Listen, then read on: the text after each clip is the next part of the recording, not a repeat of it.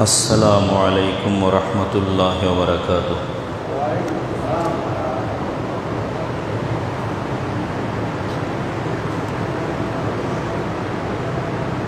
अल्हम्दुलिल्लाहि नहमदुहु व नस्तईनुहु व नस्तगफिरुहु व नु'मिनु बिहि व नतवक्कलु अलैहि व नऊज़ु बिल्लाहि मिन शुरूरि अनफुसिना व मिन सय्यिआति अअमालिना। मन यहदिहिल्लाहु फला मुदिल्ल लहु व मन युद्लिल्हु फला हादिय लहु। वनशहदु अन ला इलाहा इल्लल्लाहु वहदहु ला शरीक लहु वनशहदु अन्न सय्यदना व नबिय्यना व मौलाना मुहम्मदन अब्दुहु व रसूलुहु।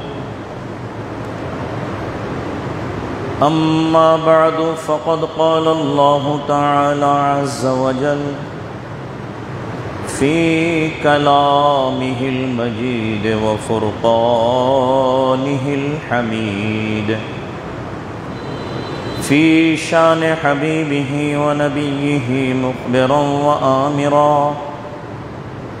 इन्नल्लाह व मलाइकतहु युसल्लूना अलन नबी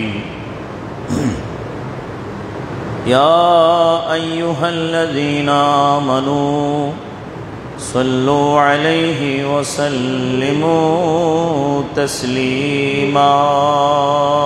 सल्लल्लाहु अला सय्यदिना मुहम्मद व आलिहि व अस्हाबिहि व सल्लम।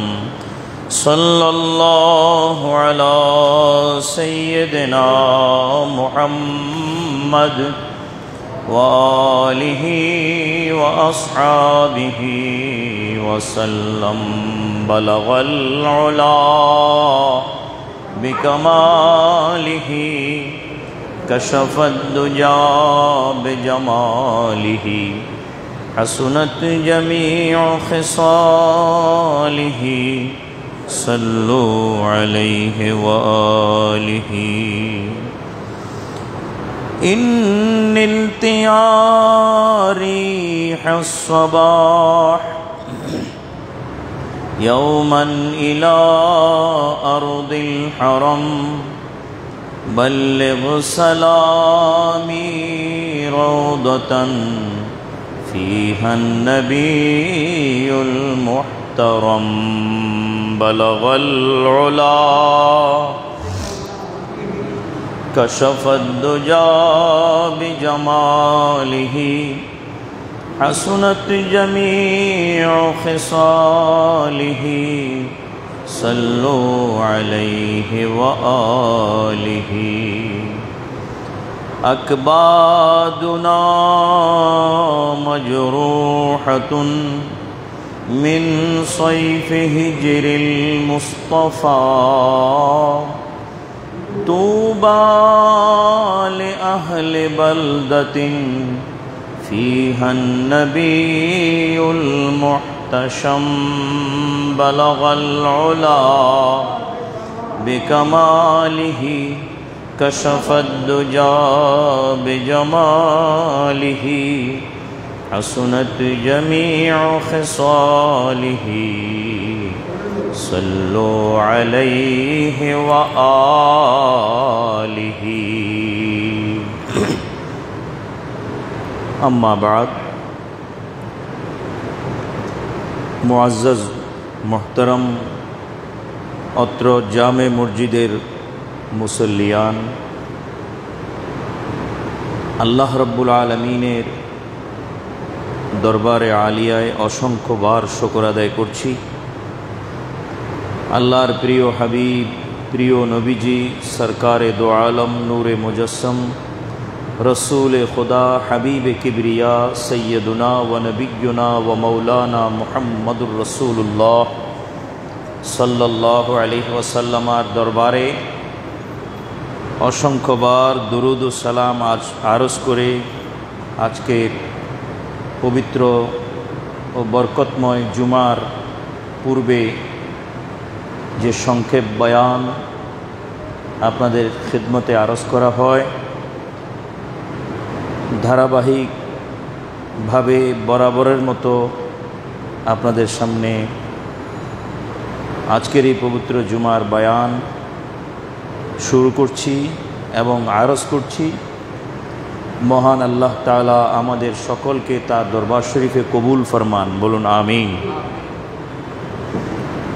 পবিত্র কোরআনে মজিদে আল্লাহ রাব্বুল আলামিন ইরশাদ করেন, বিসমিল্লাহির রহমানির রহিম, আল আখিল্লাউ ইয়াওমাইযিন বা'দুহুম লিবা'দিন আদুভ ইল্লাল মুত্তাকিন। মহান আল্লাহ তাআলা কোরআন শরীফে আরও আরজ করছেন সূরা আবাসা ওয়া তাওয়াল্লা, এর মধ্যে আল্লাহ তাআলা ইরশাদ করছেন বিসমিল্লাহির রহমানির রহিম, ইয়াউমা ইয়াফিরুল মারউ মিন আখিহি ওয়া উম্মিহি ওয়া আবিহি ওয়া সাহিবাতিহি ওয়া বানিহি। সদাকাল্লাহু মাওলানাল আযীম ওয়া সদাকা রাসূলুহুন নবিয়্যুল কারীম।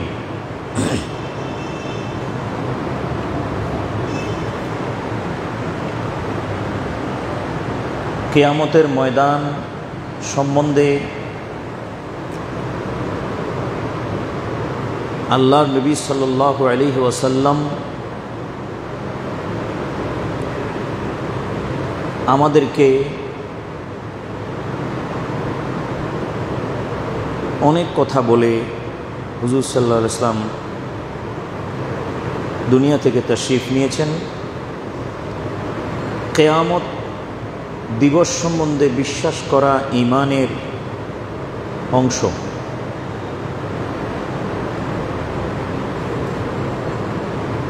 ঈমানে মুফাসসাল, ঈমানে মুজমাল পড়ে দেখুন, সেখানে কিয়ামত দিবস সম্বন্ধে বিশ্বাস করার বিষয়টা স্পষ্টভাবে উল্লেখ রয়েছে। আমানতু বিল্লাহি ওয়া মালাইকাতিহি ওয়া কুতুবিহি ওয়া রুসুলিহি ওয়াল কদরি খাইরিহি মিনাল্লাহি তাআলা ওয়াল বা'স বা'দাল মাউত। বা'স বা'দাল মাউত হচ্ছে পরকাল তথা কিয়ামত দিবসের উপরে বিশ্বাস স্থাপন করা।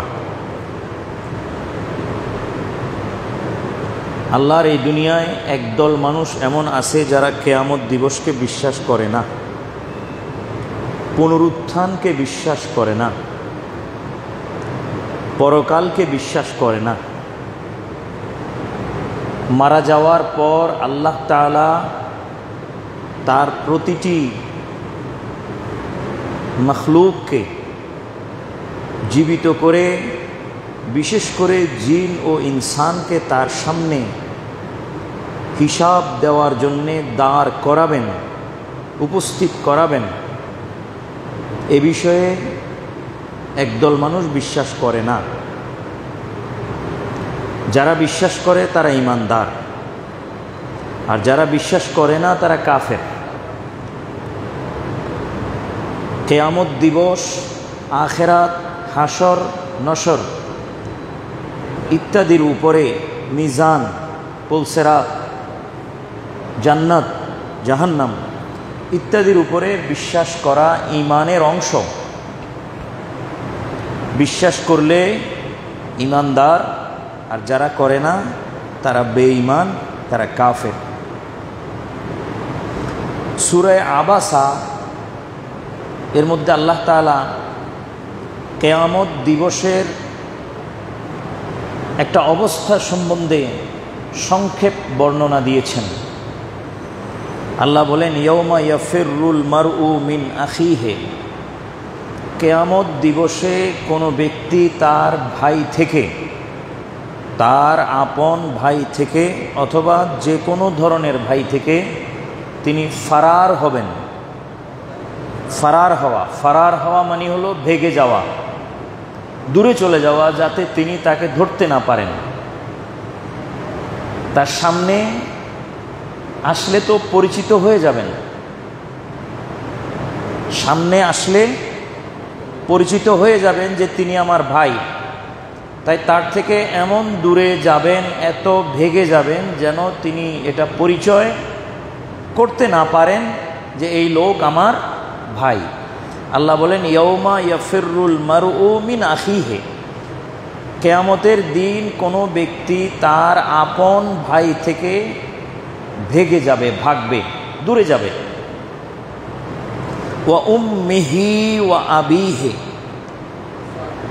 একইভাবে ব্যক্তি তার মা থেকে ভেগে যাবে, তার বাবা থেকেও ভেগে যাবে। ওয়া সাহিবাতিহি ওয়া বানিহি, সাথী সঙ্গী থেকে ভেগে যাবে এবং ছেলে সন্তান থেকে ভেগে যাবে। কিয়ামতের দিনের এটা একটা পরিবেশ, এত ভয়ানক পরিবেশ, এত বিদ্বেষপূর্ণ পরিবেশ, বন্ধুত্বপূর্ণ পরিবেশ নয়। সাধারণভাবে ওই দিনের পরিবেশটা বিদ্বেষপূর্ণ পরিবেশ। বিদ্বেষপূর্ণ পরিবেশ মানে কি? দুশ্মনির পরিবেশ, বন্ধুত্ব করার পরিবেশ নয়, বরং যে কোনো সম্পর্ক যদি পৃথিবীতে ছিল সেই সম্পর্ক থেকে ভেগে দূরে যাওয়ার মতো দিন কিয়ামতের দিন। পৃথিবীতে মানুষ সমাজ সামাজিকতার জন্যে, নিজের প্রয়োজনে আত্মীয়তার বন্ধনকে রক্ষা করে চলে, ভাইকে ভাই হিসাবে পরিচয় দেয়, মাকে মা বলে, মানুষের সামনে পরিচয় করায় ইনি আমার আম্মা জান, বাবাকে পরিচয় করিয়ে দেয়, বাবার সাথে বাবা হিসেবে চলে, ছেলে সন্তানদেরকে স্নেহ করে, আদর করে, যত্ন করে, তাদের জন্য খরচ করে পরিচয় দেয়, তোমরা আমার ছেলে সন্তান, আমি তোমাদের বাবা।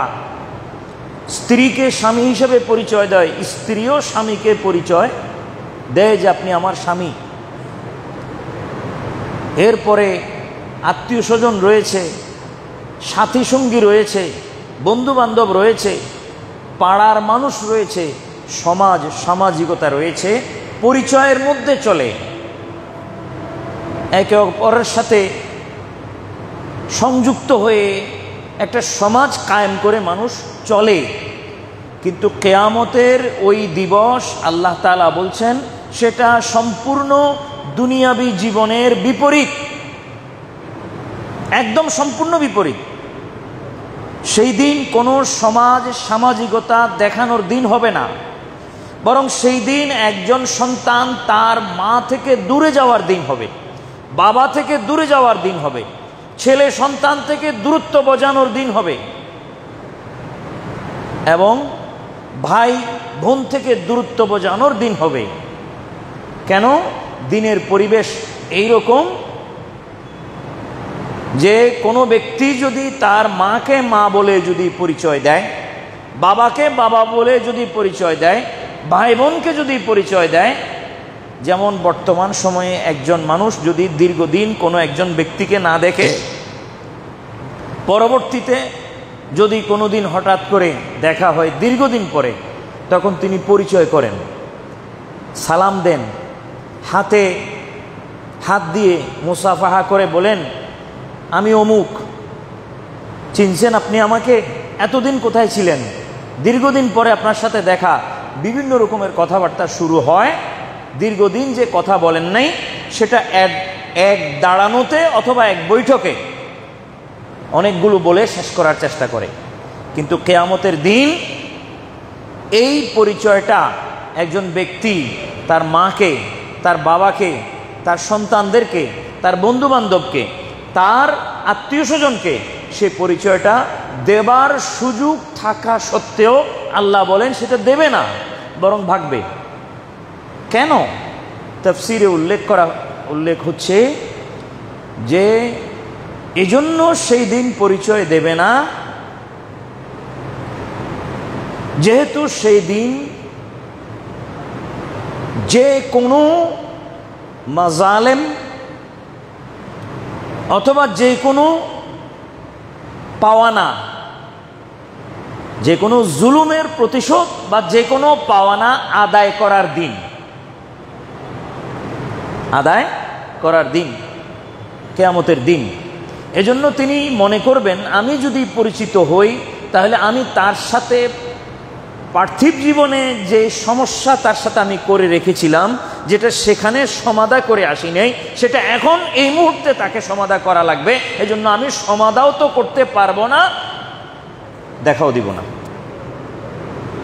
দেখাও দিব না।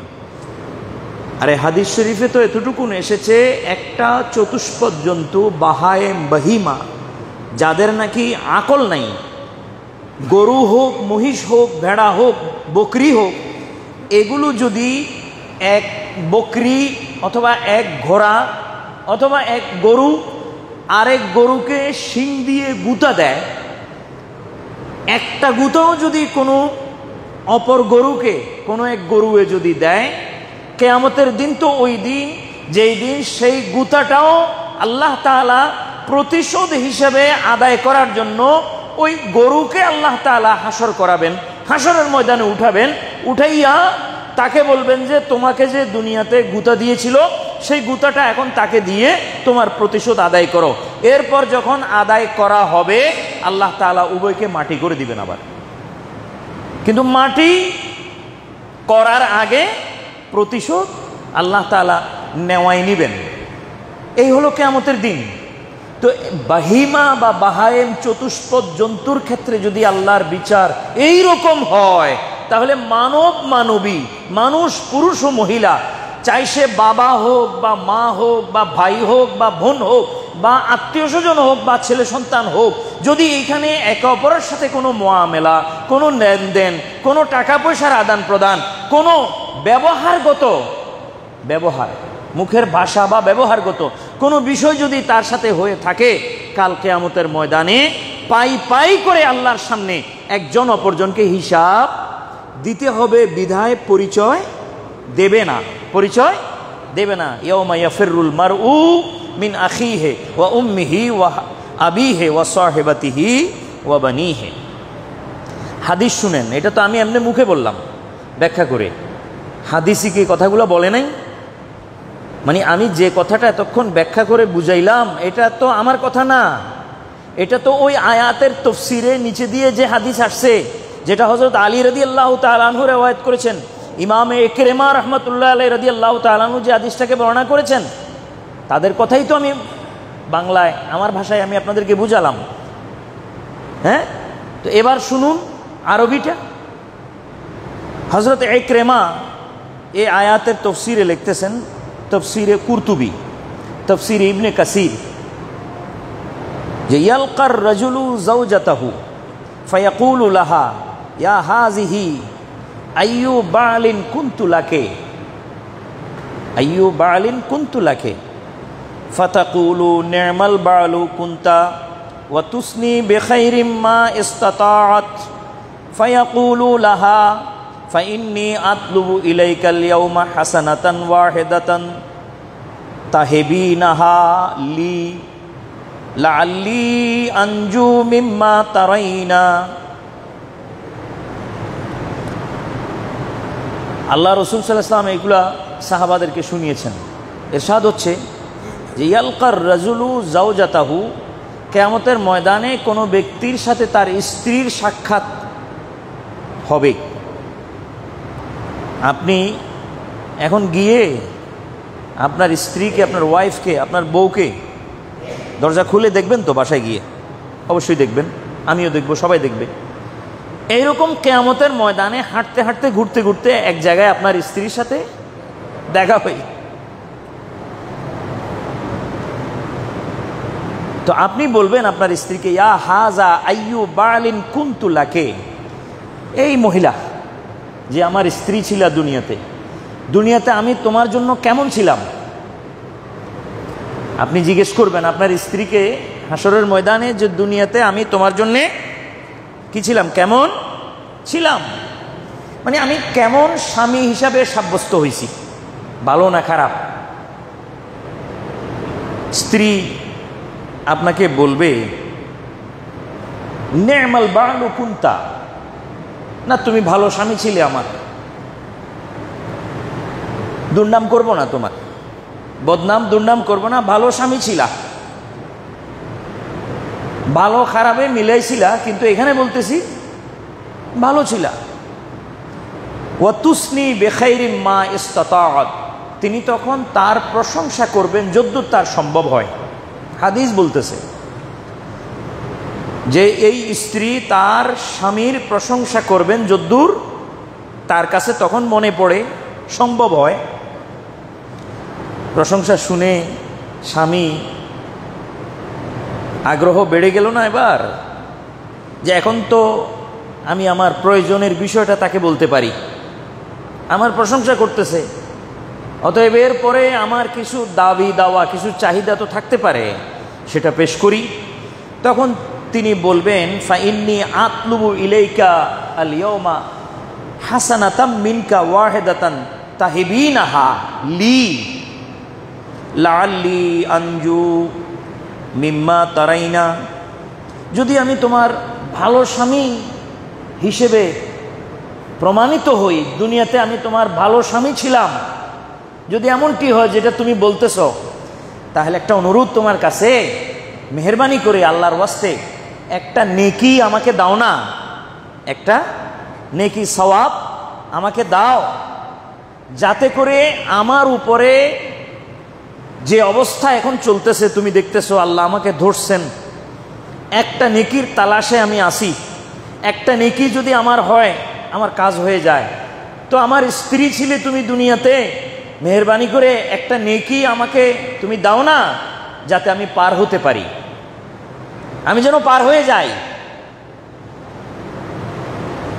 ফাইন্নি আতলুবু ইলাইকা আল ইয়াউমা হাসানাতান ওয়াহিদাতান তাহিবিনাহা লি লাআল্লি আনজু মিম্মা তারাইনা, লাআল্লি যাতে করে, আনজু আমি নাজাত পাই, মিম্মা তারাইনা এখন আপাতত যে বিপদে আছি তুমি দেখতেছ, সে বিপদ থেকে যেন আমি কি পাই, নাজাত পাই। এজন্য তুমি আমাকে একটা নেকি দান করো, একটা নেকি সওয়াব। কি মনে হয় আপনাদের, নেকি সওয়াব দিবেন তিনি? হ্যাঁ, ইয়াউমা ইয়াফিরুল মারউ, এই হাদিসের তাফসীর, এই আয়াতের তাফসীর আপনাদের সামনে চলছে বর্তমানে। এখন আল্লাহ নবী সাল্লাল্লাহু আলাইহি ওয়াসাল্লাম ইরশাদ করেন যে আল্লাহ তাআলা যে বলেছেন ইয়াউমা ইয়াফিরুল মারউ মিন আখিহি, কোন ব্যক্তি তার ভাই থেকে ভাগবে। কিভাবে ভাগবে? যে আল্লাহ নবী সাল্লাল্লাহু আলাইহি ওয়াসাল্লাম বলেন, ভাইয়ের সাথে যদি দেখাও হয়ে যায়, দেখা তো প্রথমে হবে না, কোনো কারণে যদি আমনা সামনা যদি হয়ে যায়, তখন তিনি তার কাছে একটা নেকি সওয়াব চেয়ে বসবেন, তলব করে বসবেন। তখন তিনি কি বলবেন? মা আইসারা মা তলাবতা, যে তুমি তো অতি সহজে চেয়ে দিলা, তোমার চাইতে এক সেকেন্ড সময়ও লাগে না, মুখ দিয়ে ফরফর করে বলে দিলা, তুমি যেভাবে সহজে চাইলে সেভাবে আমার দেওয়া তো ওইরকম সহজ না, অত সহজে তো আমি দিতে পারবো না। মা আইসারা কত সহজ, মা তলাবতা মিনকা যেটা তুমি আমার কাছে চাইলে, মা তলাবতা মিন্নি যেটা তুমি আমার কাছে চাইলে, ওয়ালাকিন্নী লা উতিকু আন উতিয়াকা শাইআন, কিন্তু দুঃখের বিষয় তোমাকে আমি এই মুহূর্তে কিছুই দিতে পারবো না। দুঃখের বিষয়, তোমাকে আমি এই মুহূর্তে কিছুই কেন দিতে পারবো না? আতাখাওয়াফু মিসলাল্লাযী তাখাফু, তুমি যে বিষয়ে ভয় পাইতেছ সেই বিষয়ে আমিও তো ভয় পাইতেছি। তোমার যে অবস্থা হয়েছে আল্লাহ তোমাকে ধরছেন, তো তোমার বিচার চলতেছে, সেই হিসেবে আল্লাহ তোমাকে ধরছেন। আমার বিচার শুরু হবে, এখনো চলে নাই, তো তখন তো আল্লাহ এইভাবে আমাকে ধরতে পারেন। তো আমি যদি তোমাকে একটা নেকি সওয়াব দিয়ে দিই, তো আমি যাব কোথায় তখন আবার আমাকে যদি ধরেন? এজন্য আমি দেব না, এজন্য আমি দেব না। এটা হলো ইয়াউমা ইয়াফিরুল মারউ। কোনো ব্যক্তি তার আপনজন থেকে, তার ভাই থেকে, তার বন্ধু থেকে বা আত্মীয় স্বজন থেকে যে ভাগবে, ভাগাটার ধরন কি হবে? দেখাও যদি হয়ে যায় তো কিছু চাইলে দেওয়ার কারবার নাই, হবে না। এরপর রাসূল সাল্লাল্লাহু আলাইহি ওয়াসাল্লাম আরো বলতেছেন, ওয়া ইন্নার রাজুলা লা ইয়ালকা ইবনাহু, ঠিক একইভাবে কোনো ব্যক্তি তার সন্তানকে দেখবে কিয়ামতের ময়দানে কিয়ামতে তার সন্তানের সাথে সাক্ষাৎ হবে। ফায়াতাআল্লাকু বিহি, তার সাথে মিলিত হবে। ফায়াকুলু, তখন তিনি বলবেন ইয়া বুনাইয়া, হে আমার সন্তান, আইয়ু ওয়ালিদিন কুনতু লাকা, আমি তোমার জন্য কেমন বাপ ছিলাম। আমি যে তোমার বাপ ছিলাম, তোমার সাথে আমার মুআমেলা লেনদেন কেমন ছিল, বাপ হিসেবে আমি কেমন। তখন সে ছেলে বলবে ইয়া আবাতে,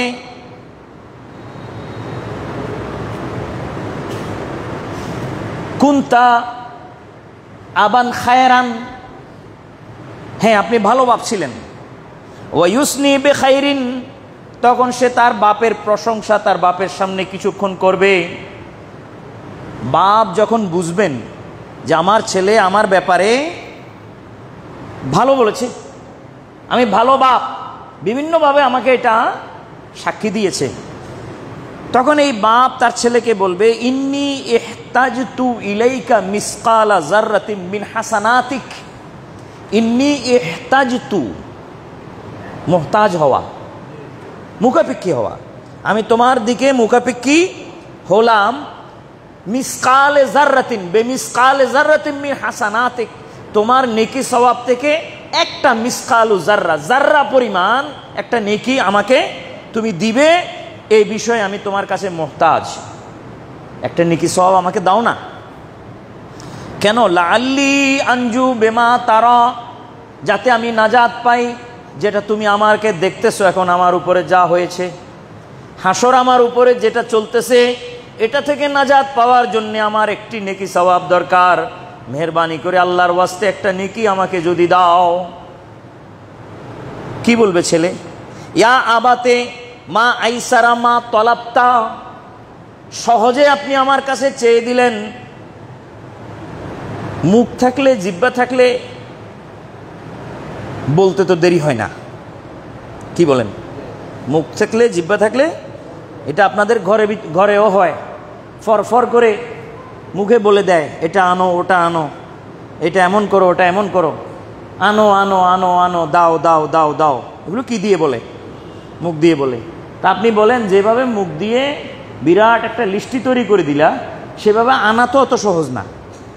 বলা সহজ, আনা তো যেভাবে বলা সেভাবে তো আনা যায় না, ঠিক না?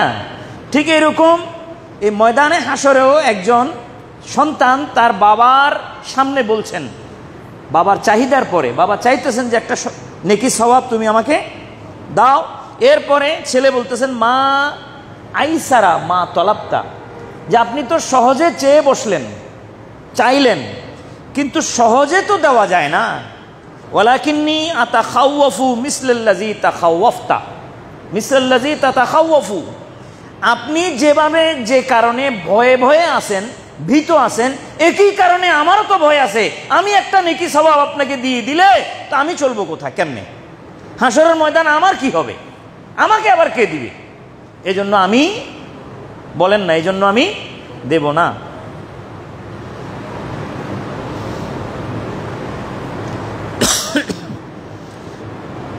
ফালা আস্তাতিউ আন উতিয়াকা শাইআন, আরবি ইবারত, ফালা আস্তাতিউ, আমি সক্ষম হব না, আন উতিয়াকা, আপনাকে আমি দিতে, শাইআন, কোনো কিছু। আল্লাহ এগুলো দেখতেছেন না? বাপ আর ছেলের কথা হচ্ছে, স্বামী আর স্ত্রীর কথা হচ্ছে, ভাই আর বোনের কথা হচ্ছে, একে অপরকে কিছু দিচ্ছে না। আল্লাহর ভয়ে সবাই তটস্থ।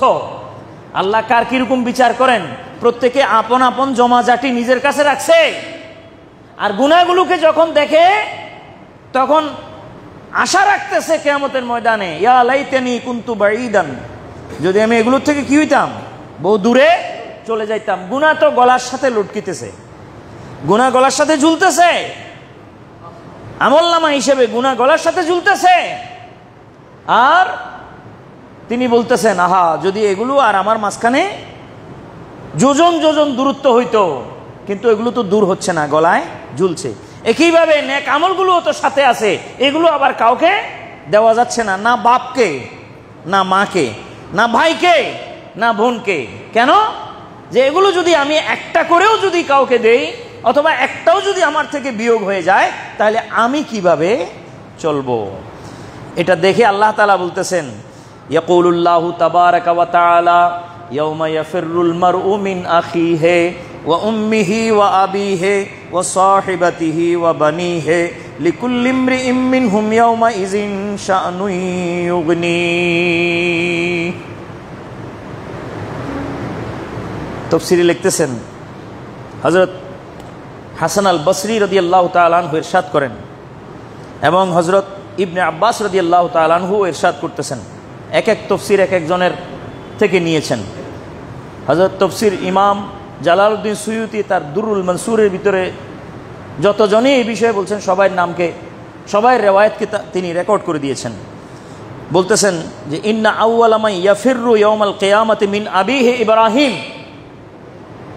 সর্বপ্রথম কিয়ামতের ময়দানে ছেলে আর বাপ আর ছেলে থেকে দূরত্বে যাওয়া, এই ক্ষেত্রে সবচেয়ে দেখা যাবে, সর্বপ্রথমে দেখা যাবে হযরত ইব্রাহিম তার বাবা থেকে ভাগতেছেন। হযরত ইব্রাহিম তার বাবা, যার নাম কোরআনে লেখা আছে, নাম কি? আজর। কি? আজর। আসলে এই লোক তার হাকিকি বাপ নন, ওয়ালেদ নন, আব কি? আবুন। আবুন মানে, আবুন শব্দটা মুশতারাকুন ফিল ওয়ালেদে ওয়াল আম্মে। আবু শব্দটা মুশতারাকুন ফিল আবায়ে ওয়াল আম্মাত, চাচা জ্যাঠা এবং বাপ দাদা সকলের ক্ষেত্রে এই শব্দটা মুশতারাক, সবাইকে বোঝায় আবিহে। কেমন? আর অপরদিকে হযরত ইব্রাহিম আলাইহিস সালাম দোয়া করতেছেন, রব্বিগফিরলি ওয়া লিওয়ালিদাইয়া ওয়া লিল মুমিনিনা ইয়াওমা ইয়াকুমুল হিসাব। এরকম নাকি আয়াতটা, কিরকম ঠিক আমার মনে পড়তেছে না, এটা ঠিক আছে নি? তিনি দোয়া করতেছেন তার নিজের জন্য এবং তার ওয়ালিদাইয়া। এখন যদি হযরত ইব্রাহিম আলাইহিস সালামার হাকিকি জন্মদাতা পিতা এবং মাতা তারা যদি মুশরিক হইতেন বা কাফের হইতেন, তো কাফের মুশরিকের জন্য দোয়া কোনো অবস্থাতে বৈধ হয় না। কাফের মুশরিকের জন্য ঈমান আগে শর্ত, তারপরে মাগফিরাত। এখন তিনি দোয়া করতেছেন, রব্বিগফিরলি ওয়া লিওয়ালিদাইয়া, হে আল্লাহ আমাকে মাফ করুন এবং আমার বাপ মাকে কি করুন? বাপ মানি জন্মদাতা। তো বোঝা যায় ওই যে আবিহে যে বলা হয়েছে ওখানে, সেই লোক আসলে জন্মদাতা নন, তিনি পালন কর্তা। হযরত ইব্রাহিমকে তিনি পালছেন, সেই ক্ষেত্রে আবুনের মর্যাদা পাই গেছেন। আব, হ্যাঁ, যার নাম কি? আজর, যিনি আপনার নমরুদের কি ছিলেন? নমরুদের ধর্মমন্ত্রী। নমরুদের ধর্মমন্ত্রী না, ডাইরেক্ট বলি মূর্তিমন্ত্রী। কি মন্ত্রী? মূর্তিমন্ত্রী। সে সময় তো মূর্তি ইউজ হইতো। তো এখন হযরত ইব্রাহিম আলাইহিস সালাম তার এই ডাকা পিতা, চিটাঙ্গের ভাষায় বলে ডাক্কা বাপ, এর ডাক্কা বাপ বা ডাকা পিতা এর থেকে ভাগবেন মানে দূরে যাবেন। ভাগবেন মানে কি? এটা কি আমাদের এই চোর ডাকাত যেরকম দৌড় মারে সেটা না তো। এখানে ইয়াফিরু, ফাররা ইয়াফিরু, আল ফারার যেটা শব্দ, এটা হলো দূরত্ব বোঝানো। কি? দূরত্ব বোঝানো, দূরে যাওয়া, দূরে যাবেন, এটা হলো ভাগবেন বলা হচ্ছে। কেন? হ্যাঁ, কথা বুঝেন না? যে হযরত ইব্রাহিম আলাইহিস সালামকে তখন সে চাইবে, আজর সে চাইবে যে তুমি আমার মুআমালাটা ঠিক করে দাও, তুমি আমার মুআমালাটা ঠিক করে দাও। আর এটা তো হবেই না, এই জন্য উনি কি করবেন? ভাগবেন। আউয়ালু মান ইয়াফিরু ইয়াউমাল কিয়ামাতে মিন আবিহি ইব্রাহিম, সর্বপ্রথম বাবা নামক ব্যক্তি থেকে ভাগার যে বিষয়টা কিয়ামতের ময়দানে ওয়ারেদ হবে, দেখা যাবে।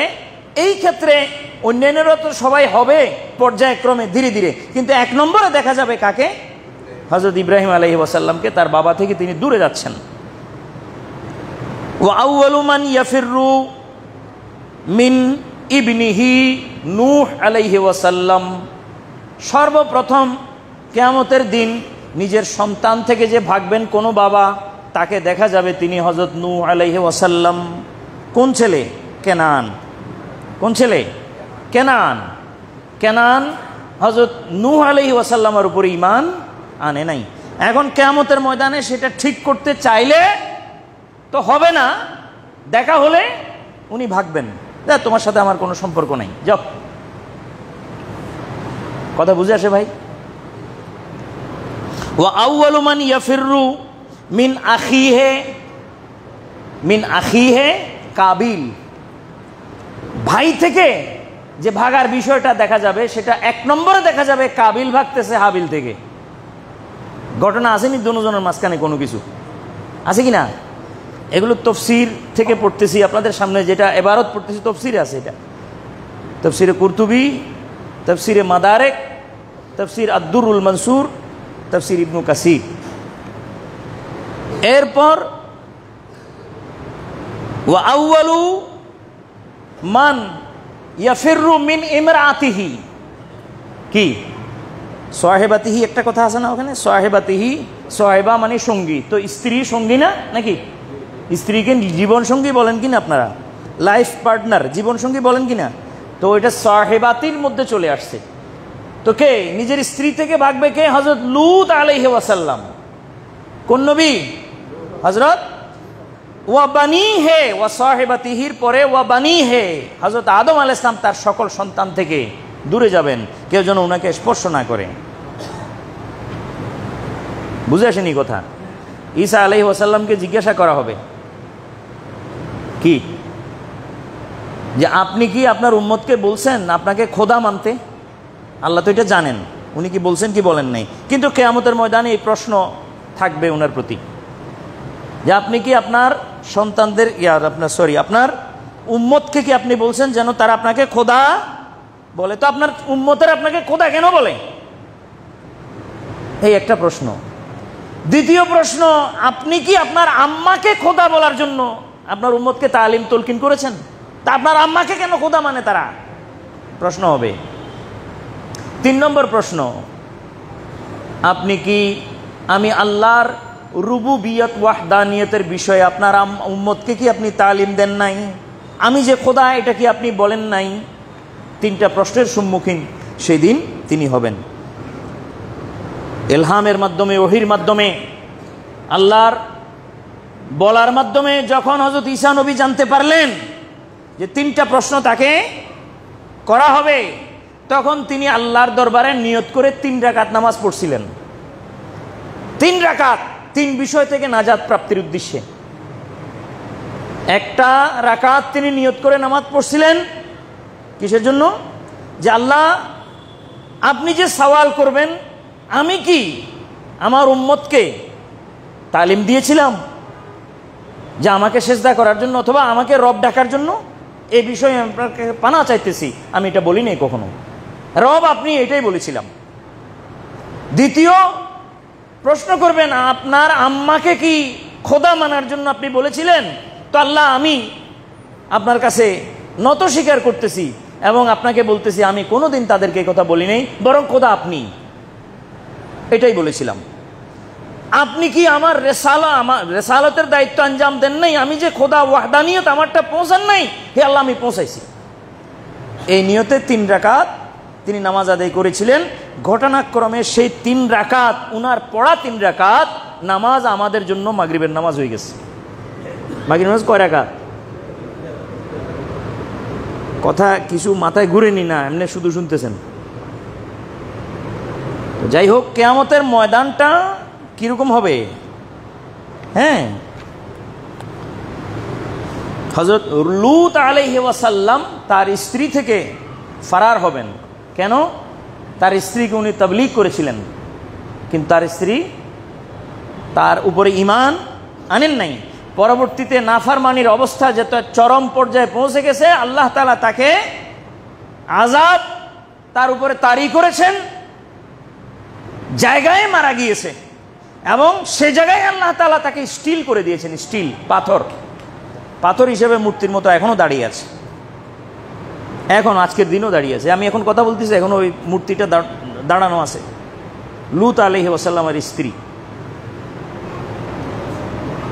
নিস্তার নাই, কেউকে ছাড় দিবেন না আল্লাহ তাআলা। ইয়াউমা ইয়াফিরুল মারউ মিন আখিহি ওয়া উম্মিহি ওয়া আবিহি ওয়া সাহিবাতিহি ওয়া বানিহি।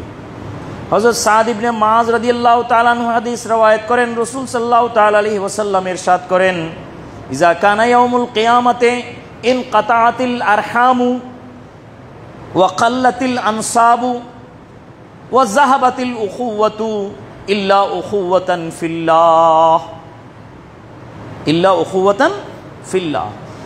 আল্লাহ নবী সাল্লাল্লাহু আলাইহি ওয়াসাল্লাম ইরশাদ করেন, ইযা কানা ইয়াউমুল কিয়ামা, কিয়ামতের যেদিন হবে, কিয়ামতের দিন যেদিন হবে, ইনকাতাআতিল আরহাম, সকল প্রকারের রেহমি রিশতা, খুনি রিশতা, ইনকাতাত, কি হয়ে যাবে? কেটে যাবে। ওয়া কাল্লাতিল আনসাব, এখন তো যে অবস্থা আমাদের পার্থিব জাগতিক দুনিয়াবী জীবনে, আল্লাহ তাআলা এই জীবনের জন্য বলছেন ওয়া খালাকনাকুম, হ্যাঁ এটা একটা, আবার আরেকখান দিয়ে আছে শুউবান ওয়া কাবাইলা লিতাআরাফু, তোমাদেরকে আমি শুউব, শাবুন, হ্যাঁ শাখা প্রশাখা করে সৃষ্টি করছি, কাবায়েল কাবায়েল করে আমি সৃষ্টি করছি, আমি আল্লাহ তোমাদেরকে কবিলা কবিলা করে সৃষ্টি করছি, শুউব শুউব করে সৃষ্টি করছি। কেন? লিতাআরাফু, যাতে একে অপরের সাথে পরিচিত হও, পরিচয় দিয়ে চলো, পরিচয় দিয়ে চলো। আমি এই আয়াতটাকে মুনাসেব মনে করি, যথেষ্ট যৌক্তিক মনে করি, যুক্তিযুক্ত মনে করি। এটা জুমা এই আপনার বিবাহের খুতবার মধ্যে পড়া, কোনো ইমামকে কোনো আলেমকে আমি পড়তে দেখিনি। হ্যাঁ আমি মনে করি এটা বিবাহের খুতবার মধ্যে, বিবাহের খুতবার অন্যগুলো আসে, হ্যাঁ সূরা নিসার শুরু দিয়ে আয়াতগুলো আসে, তারপরে হ্যাঁ ইন্নাল্লাহা কানা আলাইকুম রাকিবা এই আয়াত যেখান দিয়ে শেষ আছে ওইটা আসে, আরও হ্যাঁ কুলু কাউলান সাদিদা এই আয়াতটা আসে, সেগুলোর সাথে এই আয়াতটাও আসা দরকার। কারণ এখানে দুই গোষ্ঠী বনি আদমের সাথে পরিচয় হচ্ছে, কনে পক্ষ আর বরপক্ষ দুই গোষ্ঠী কিনা, হ্যাঁ তা আল্লাহ এখানে পরিচিত করা, দোনোজনকে পরিচিত, দোনো গ্রুপকে পরিচিত করাচ্ছেন না, শুউবান ওয়া কাবাইলা লিতাআরাফু, এখানে তাআরুফ হচ্ছে। তো এই আয়াতটা যুক্তিযুক্ত ছিল, আজ পর্যন্ত কোনো ইমামকে এটা পড়তে দেখিনি।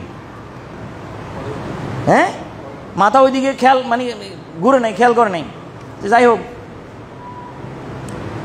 তো ইনকাতাআতিল আরহাম, রেহেম কেটে যাবে কিয়ামতের দিন, রেহেমের রেহমি রিশতা থাকবে না। ওয়া কাল্লাতিল আনসাব, নসব এটাও কি হয়ে যাবে? চলে যাবে। ওয়া যাহাবাতিল উখুওয়াতু, ভ্রাতৃত্বের বন্ধন যাহাবা, চলে যাবে।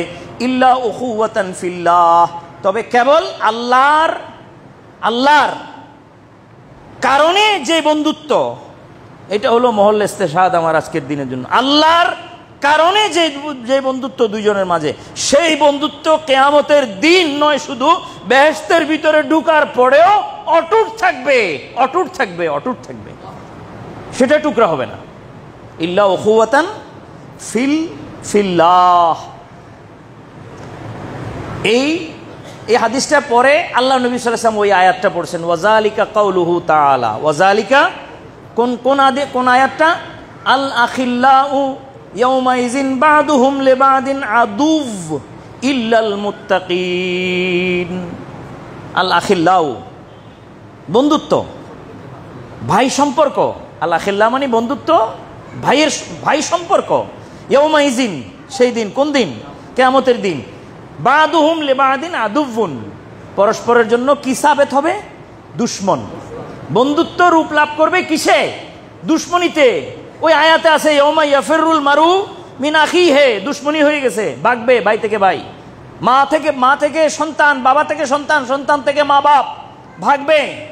স্ত্রী থেকে স্বামী, স্বামী থেকে স্ত্রী, পরিচয় দিতে চাইবে না। হয়ে গেল দেখা হয়ে গেল, যদি নেকি সওয়াব চেয়ে বসে দেবে না, নেকি সওয়াব চেয়ে বসলে কি দেবে না। তো দেবে কারা? কেউ না কেউ তো দেবে কারা? দেবের গ্রুপও আল্লাহ তাআলা বলছেন কারা? ইল্লাল মুত্তাকিন, যারা তাকওয়া পরহেজগারির মাধ্যমে আল্লাহর ভয় ভীতি অন্তরে রেখে মহাব্বত করে দুনিয়া থেকে বিদায় হয়েছেন, তাদের ভ্রাতৃত্বের সম্পর্কটা কিয়ামতের ময়দান নয়, শুধু বেহেশতে যে প্রবেশ করবে সেখানেও অটুট থাকবে, সেখানেও একই রকম থাকবে যেরকম দুনিয়ায় ছিল।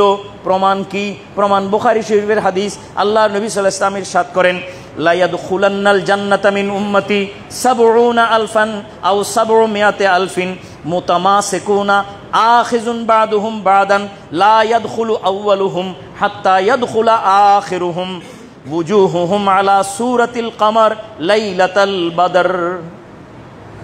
লা ইয়াদখুলুন্নাল জান্নাতা, জান্নাতে প্রবেশ করবে, লা ইয়াদখুলান্নাল জান্নাতা, জান্নাতে প্রবেশ করবে, মিন উম্মতি, আমার উম্মত থেকে, ৭০ আলফান ৭০,০০০ সংখ্যার ব্যক্তি, আও ৭০০ আলফিন অথবা ৭০,০০০ মানে ৭ লাখ মানুষ, মুতামাসিকুনা একে অপরের সাথে তামাসুক করে, একে অপরের সাথে লেগে মিলে জোড়া হয়ে, লেগে মিলে জুড়ে গিয়ে। এক আয়াতে বলতেছে একখান দিয়ে ইয়াফিরু ভাগবে, আর এইখানে হাদিসে কি বলতেছে?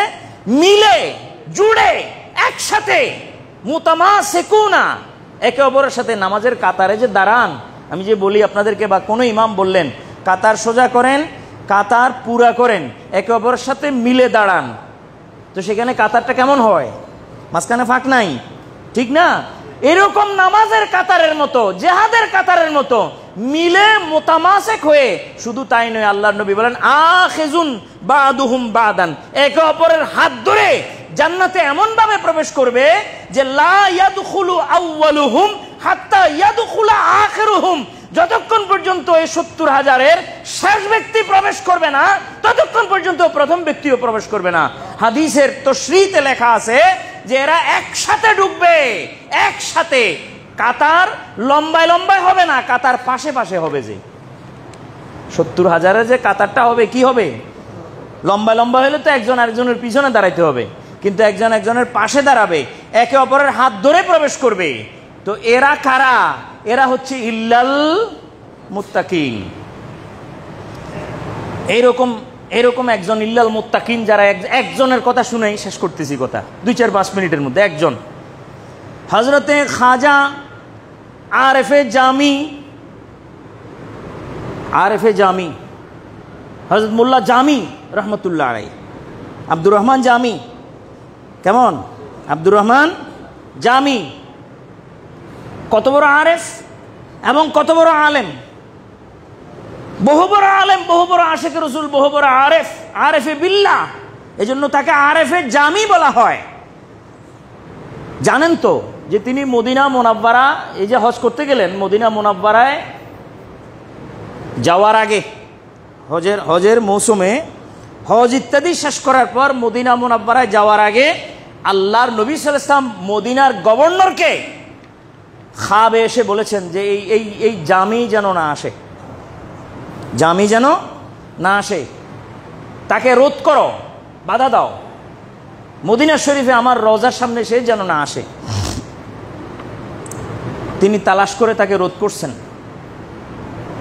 রোধ করার পরে তিনি তো আসবেনই।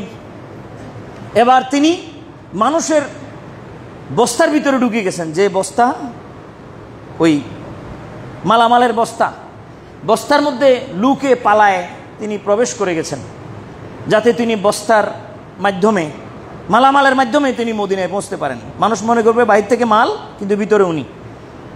রাসূল সাল্লাল্লাহু আলাইহি ওয়াসাল্লাম আবার খাবে যে তোমাকে বললাম তাকে বাধা দিতে, সে তো আসছে। আবার তালাশ করে ওনাকে একদম বেধড়ক বকাঝকা করে আবার তিনি অন্য কৌশলে, এটা তৃতীয়বার, থার্ডবার, আবার যখন মদিনার দিকে তিনি যাচ্ছিলেন, রাসূল সাল্লাল্লাহু আলাইহি ওয়াসাল্লাম একেবারে খাবে এসে আবার আসতেছে। তখন মদিনার গভর্নর তাকে মারধর করলেন, নাউজুবিল্লাহ, তাকে মারধর করলেন। রাসূল সাল্লাল্লাহু আলাইহি ওয়াসাল্লাম চতুর্থবার খাবে এসে বললেন, তাকে তোমাকে মারধর করতে তো আমি বলি নাই, তাকে আমি যে আসতে নিষেধ করতেছি, সে আমার আশিক, সে যদি মদিনা পর্যন্ত আসে তো আমি বাহির হয়ে তাকে আলিঙ্গন করে আমার উপরে লাজম হয়ে যাবে, এজন্য আমি আসতে দিতে নিষেধ করতেছি। সে তো কোনো অপরাধী নয়, তাকে মারলে কেন তুমি? এই আশিকে জামি, আরেফে জামি, তিনি বায়াত হবেন, তিনি মুর্শেদ তালাশে বের হয়েছেন। কে তালাশে? কার তালাশে? মুর্শেদ, পীর ও মুর্শেদ তালাশে বের হয়ে তিনি আসলেন তিনি খবর নিয়ে আসলেন খাজা ওবায়দুল্লাহ আহরারের বাড়িতে। খাজা ওবায়দুল্লাহ আহরার এসে দেখেন খাজা ওবায়দুল্লাহ আহরারের বিশাল বালাখানা, বিশাল বালাখানা, অনেক টাকার মালিক, তিনি অনেক স্বর্ণ মুদ্রার মালিক। তিনি বিচলিত হয়ে গেলেন যে এইরকম স্বর্ণ রূপার মালিক, এত কোটি টাকার মালিক, এত ধন সম্পদের মালিক, সে আবার আল্লাহওয়ালা হয় কেমনে? টাকার হিসাব করতে করতে তো দিন যায়। আল্লাহওয়ালা হতে হতো আল্লাহর জিকির আজকার, আল্লাহর সাথে মোলাকাত মুআনাকা, আল্লাহর সাথে মেলামেশা, এগুলো তো তাহাজ্জুদ গুজারা ছাড়া, ফিকিরি করা ছাড়া, ফিকিরি করা ছাড়া বড় লোকের তো এগুলো সম্ভব নয়। তা আমি যে শুনে আসলাম ওনার ব্যাপারে, যিনি একজন ভালো আপনার সালেক, তো এটা কিভাবে হয় যে এত বড় একজন পয়সাওয়ালা জমিদার মানুষ, এত বড় একজন ধন দৌলতওয়ালা মানুষ, তিনি আবার আরেফে বিল্লাহ কেমনে হবেন?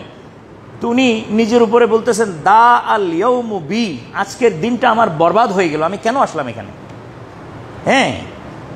তো উনি তো পার্সিভাষী মানুষ ছিলেন। তো ওনার দেওয়ালে, খাজা ওবায়দুল্লাহ আহরারের দেওয়ালে উনি এক লাইন কবিতা লিখে চলে আসছেন রাগে। কি? নমরদস্তা কে দুনিয়া দোস্ত দারত, এটা লিখে দিছেন।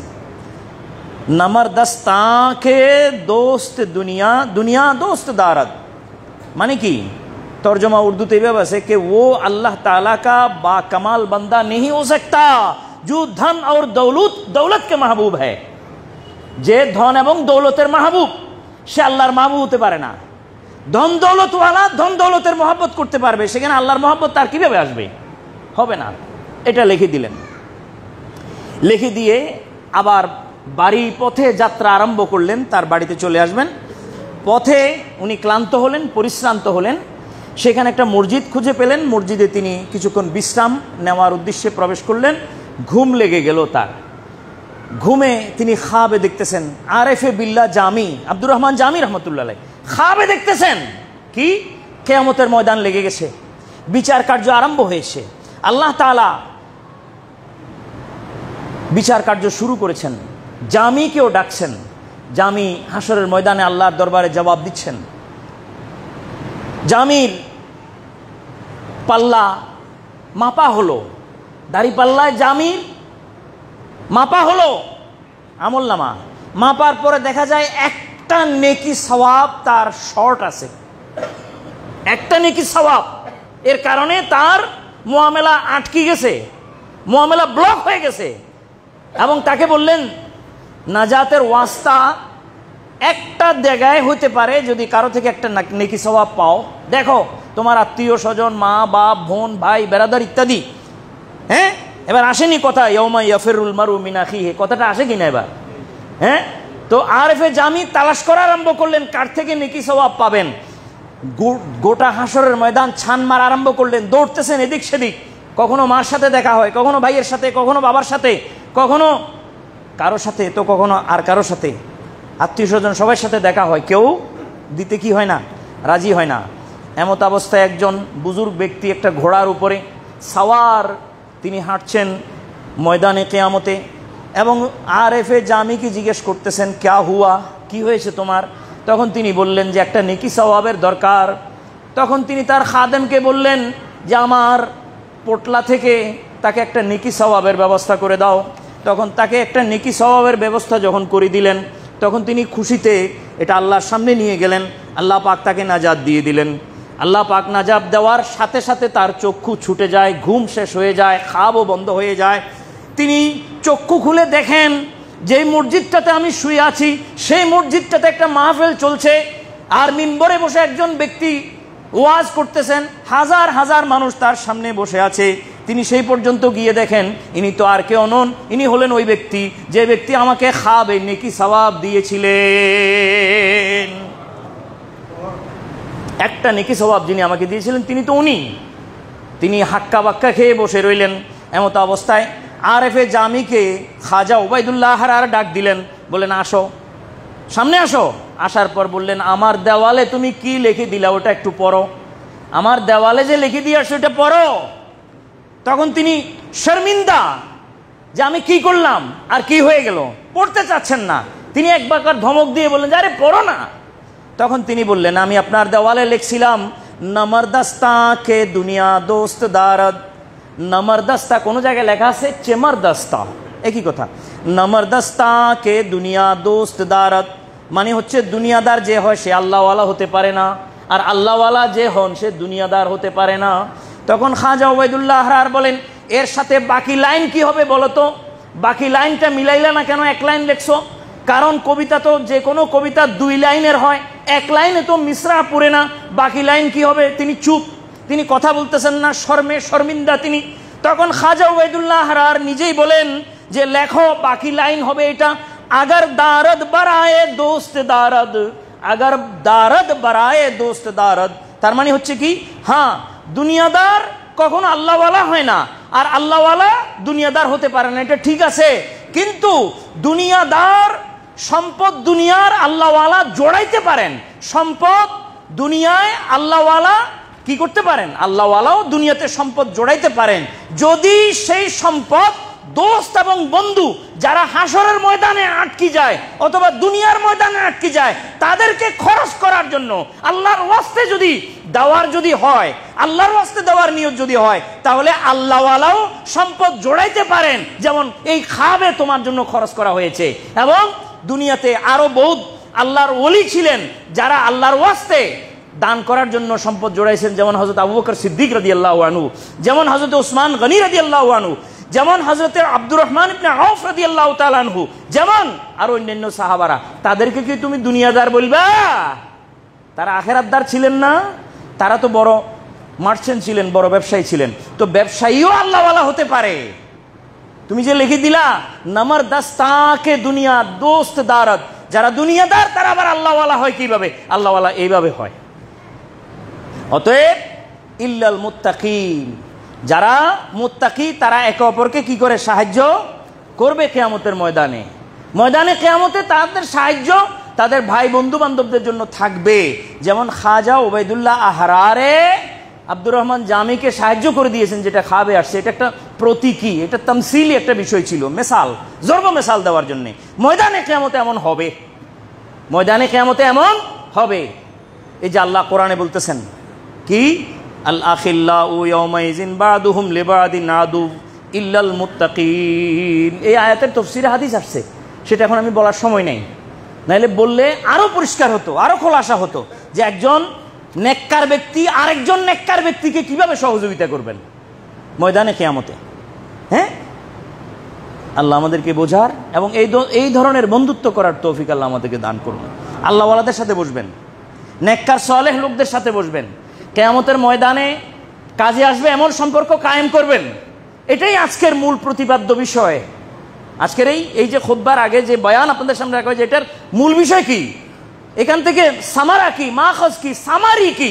সামারি হচ্ছে আল্লাহওয়ালাদের সাথে উঠা বসা করবেন, তাদের সাথে তাল্লুক পয়দা করবেন, এমন দুস্তি এমন বন্ধুত্ব করবেন যার দ্বারায় ওই বন্ধুত্ব কিয়ামতের ময়দানে কাজে আসে।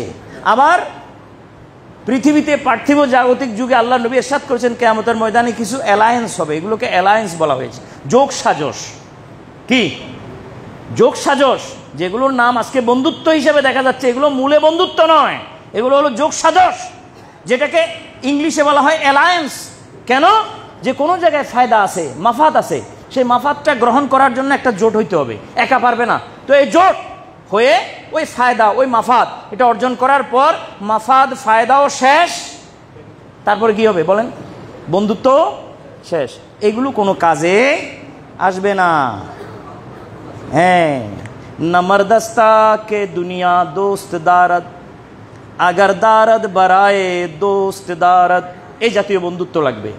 আল্লাহ আমাদের তৌফিক দান করুন, আমাদের কলব নূরের ইমানের নূর দিয়ে আল্লাহ তাআলা পরিপূর্ণ করে দিন। ওমা তৌফিক ইল্লা বিল্লাহ। আসসালামু আলাইকুম ওয়া রাহমাতুল্লাহ। সুন্নত আদা করেন।